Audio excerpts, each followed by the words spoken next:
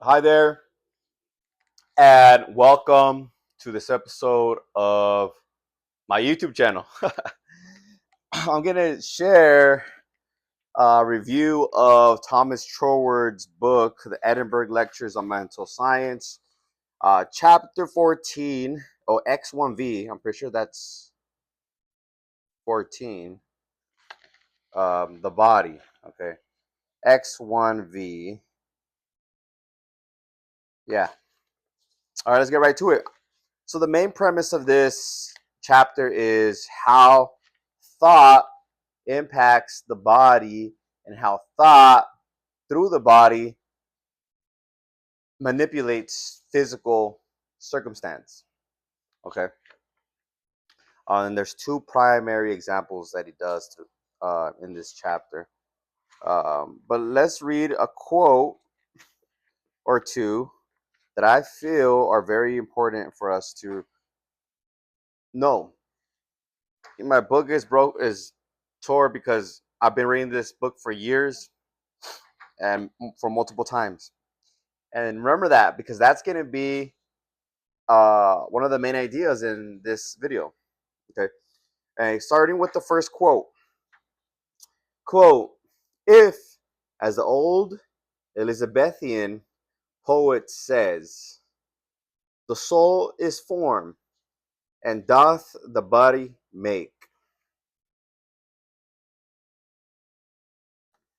then it is clear that the physical organism must be a mechanical arrangement as especially adapted for the use of the soul's powers as a steam engine is for the power of steam. And it is the recognition of this reciprocity between the two that is the basis of all spiritual and mental healing. And therefore, the study of this mechanical adaptation is an important branch of mental science. Only we must not forget that it is the effect, not the cause.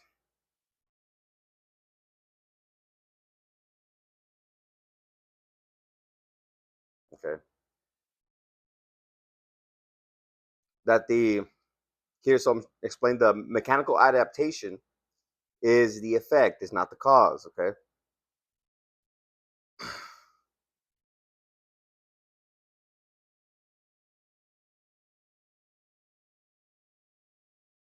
See, like I'm going to repeat what the quote was meant to say from the Elizabethan poet.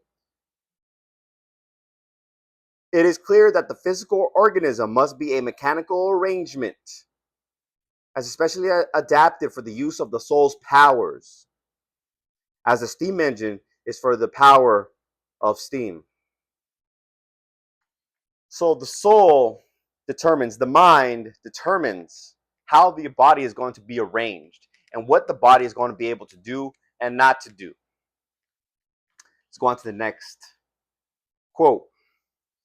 There is always a tendency for actions which are at first voluntary to become automatic. That is, to pass from the region of the conscious into that of the subconscious and to acquire a permanent domicile there. Domicile. Maybe pronouncing it wrong. You know what that means. It means a house, That means a house. Continuing on. Professor Elmer Gates of Washington has demonstrated this physiologically in his studies of brain formation. He tells us that every thought produces a slight molecular change in the substance of the brain, and the repetition of the same sort of thought causes a repetition of the same molecular action until at last a veritable channel is formed in the brain substance, which can only be eradicated by a reverse process of thought. In this way, grooves of thought are very literal things. And when once established, the vibrations of the cosmic currents flow automatically through them and thus react upon the mind by a process the reverse of that by which our voluntary and intentional indrawing from the invisible is affected. In this way are formed what we call habits, and hence the importance of controlling our thinking and guarding it against undesirable ideas.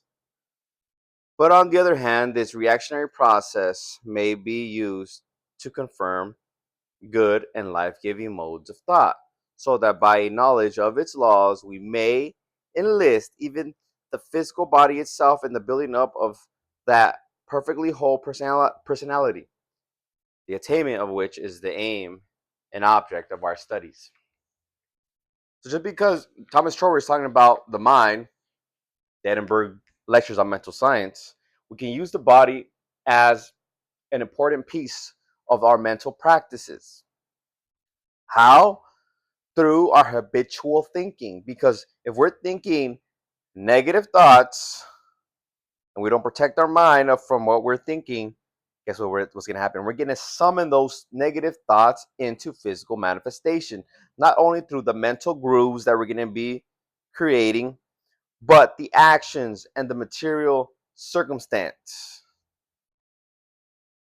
Now, to change these grooves, to change these habitual thoughts that are not only in our mind, in our subconscious mind, they're in our mind, literal grooves, literal grooves, literal grooves. So what we do is reverse the opposite. Just like the Bible says, let the weak man say I am strong.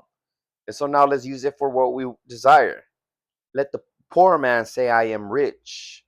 Let the man who's not with baddies or the single man say I have an abundance of baddies or I have a girlfriend. Whatever it is that you want. Everybody has different desires. Everyone. Okay. I know friends who have kids and were married like at 21 years old. Bro, at 21 years old, all I wanted was a degree from UCLA. Okay. At 21 years old. Because at, oh, no, 21? 21, I just wanted to graduate community college. Yeah, 21, I was in community college. So I was born in 1990, so 2000, I was like 10, 2010, I was 20, and and 2011, I was 21, 2011. And yeah, I was in college. I was at Mount San Antonio Community College here in Southern California. And I graduated with honors. I was in the honors program. In 23, went to UCLA. But those were my goals. So you get what your goals are. So make sure that those goals are positive things, because but if you go back a few years, I was what when I was 15, 2005. um, what I wanted to be in a gang. So guess what happened to me? Got in a gang and I went to prison. My fault. You know what a gang stands for?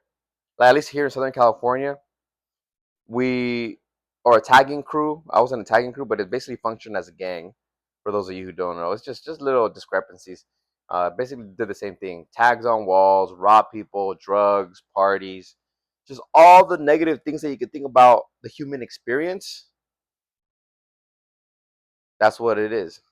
But in that negative experience, there comes wisdom and understanding. There's good in there too. The understanding is that there's the there's the law of cause and effect, the law of karma. Okay. And the only way to nullify karma is through forgiveness, forgiving of yourself, forgiving of the others. And there's something that I learned from Florence Scovel Shinn in the book The Game of Life and How to Play It. You say, I am under grace and not under law. Okay? Because grace is being in the heavenly plane, in the universal plane where everything is perfect. It's kind of like saying, I reside in the universal plane.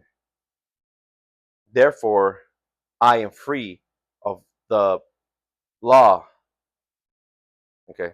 Law of cause and effect. I reside in the spiritual plane, in the universal plane. Therefore, I am free of the law. Okay? You could change it to keep it to have it really resonate with you. Okay? Um,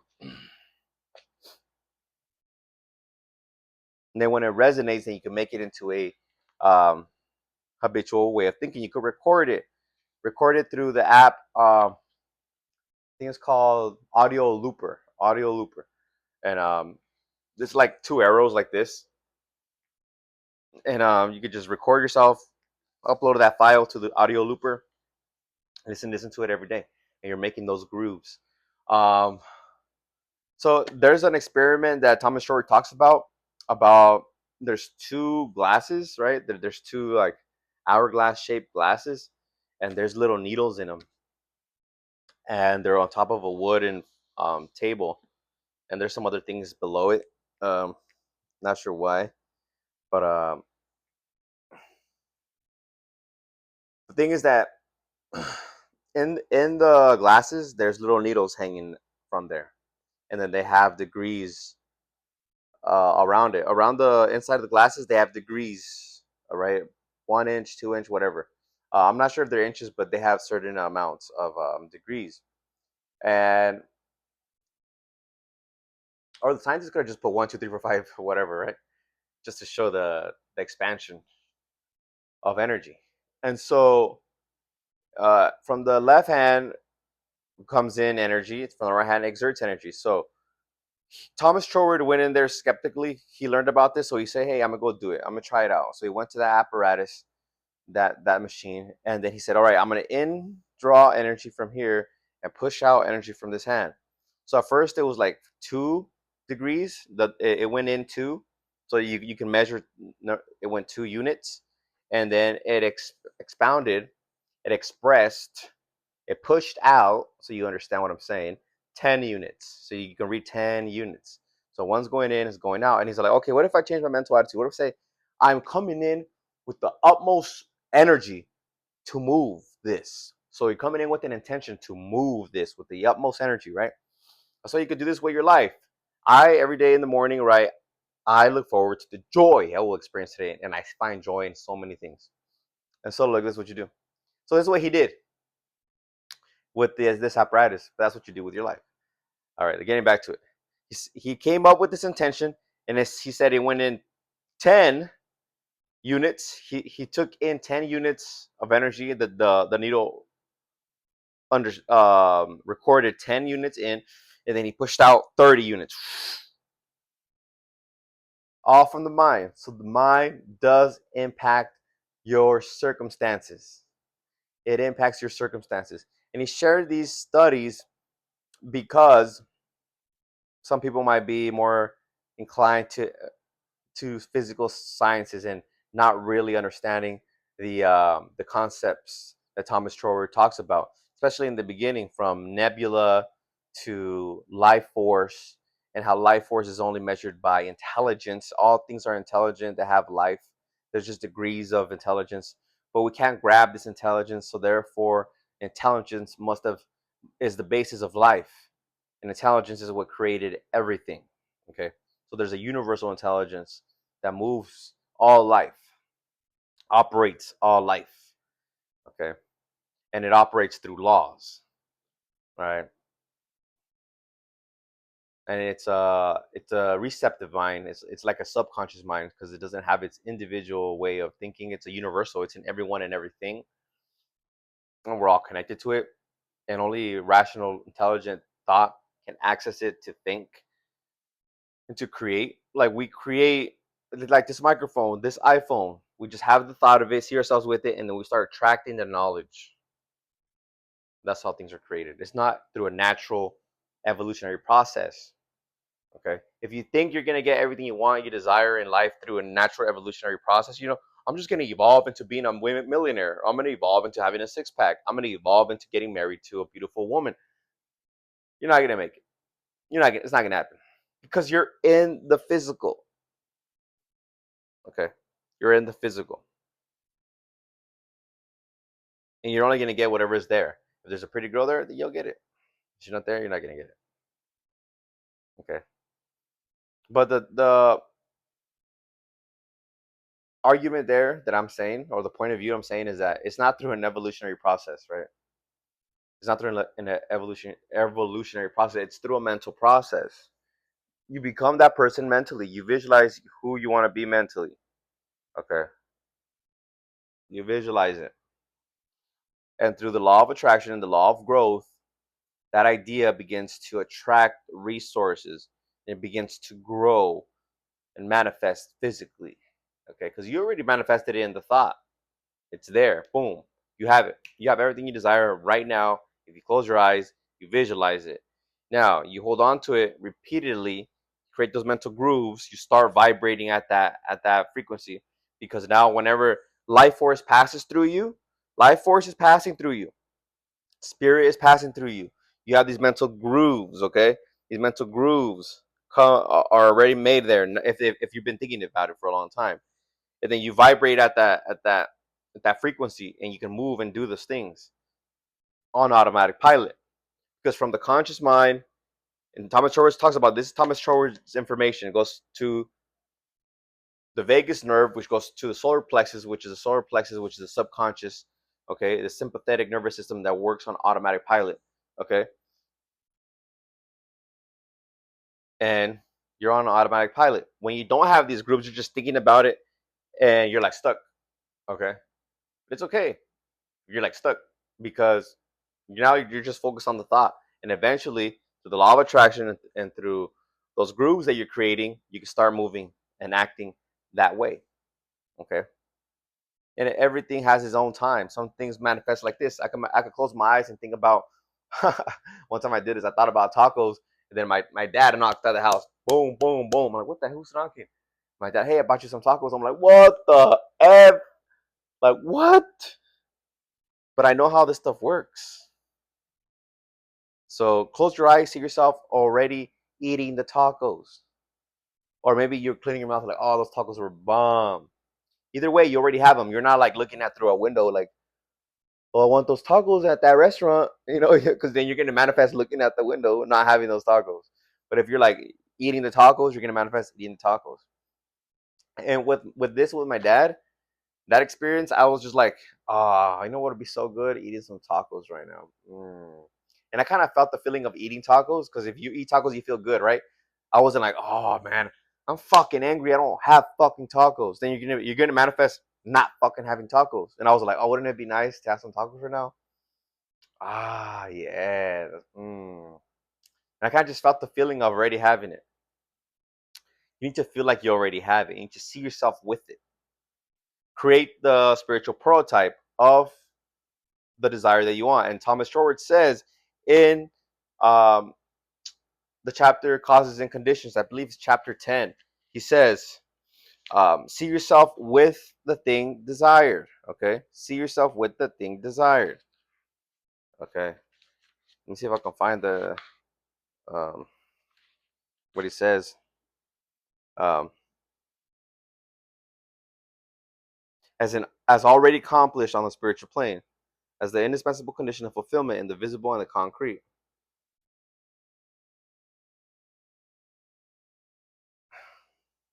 An ideal, as such, cannot be formed in the future. It must either be formed here and now, or not be formed at all. And it is for this reason that every teacher who has ever spoken with due knowledge of the subject, mental science, has impressed upon his followers the necessity of picturing to themselves the fulfillment of their desires as already accomplished on the spiritual plane, as the indispensable condition of fulfillment in the visible and the concrete.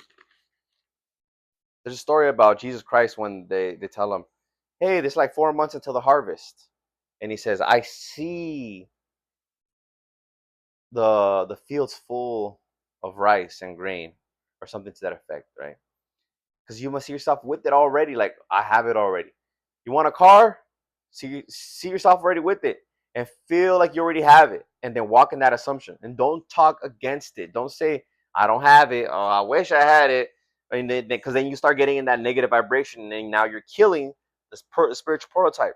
You want to stay in that positive vibration. Go back to the taco analogy. I was like, it would be nice to have some tacos, and I was just feeling like I already have it, right? When I got my Dodge Challenger, like, would it be? How do I feel now that I have my Dodge Challenger parked right there in my carport? Yeah, feel good, feel relief, and now it's there. I fucking something happened to my Challenger, and I was like, nah, I'm gonna deny that. I'm gonna see myself driving my Challenger fast as f up this hill, and I'm gonna see that it's not overheating because it was overheating. I was like, yeah. And then my friends were like, hey man, I found the thing that you need. It's not expensive. I'll do it for you. Bang, bang, bang. He did it. Very inexpensive. Gave him the money. And he texted me after I had told him that no, bro, I don't want you to do it. I'll have some professionals do it.